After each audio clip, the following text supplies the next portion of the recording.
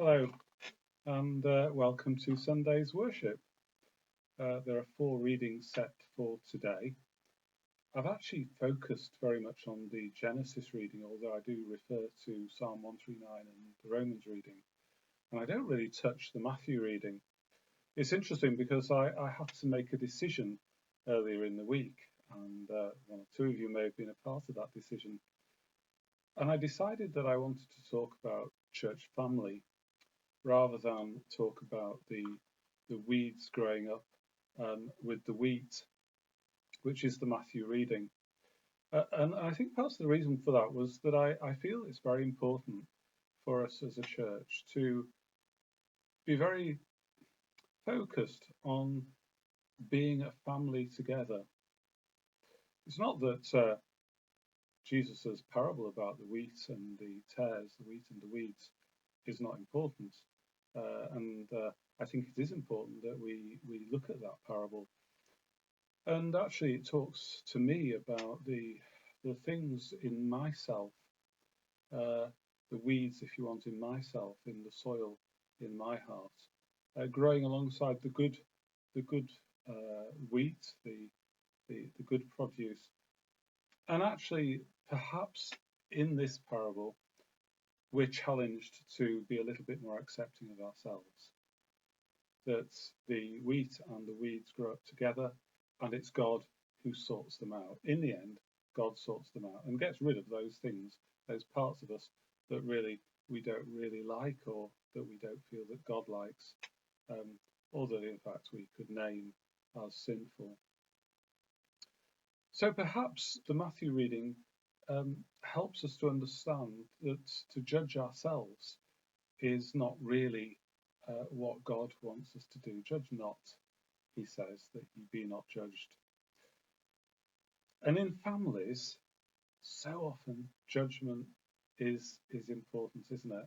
We judge one another, we look at one another's behaviour, we make decisions about why people did things, or we make allegations about why people are doing things.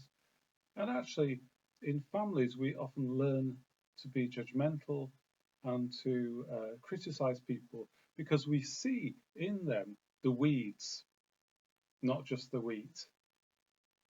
I think we need to learn as families to accept weeds and wheat in one another and in ourselves, of course. And so the family is such an important place where we learn good and bad things.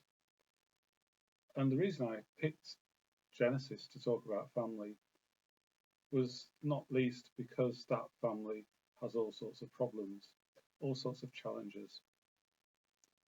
And yet they are open to God. We as a church, us as individuals, me as a minister, all of us, we need to be open to God. It's that openness to God, that openness to Christ's love, to Christ's grace, that means we are included in a different kind of family. In this family, in the church family, we are always loved. And actually, we need not judge one another. We should not judge one another. Wheat and weeds grow together, but God makes the harvest, and it's a good harvest. Even though we may not be perfect, Christ himself came that we might find in him perfect life, life in all its fullness.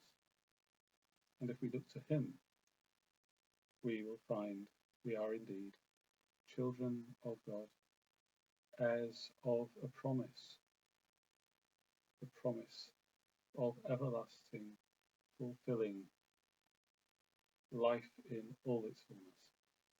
That's the harvest that Jesus talks about, I believe, in both this parable, but also, especially perhaps, in the parable of the sower who went to sow, which we had last week.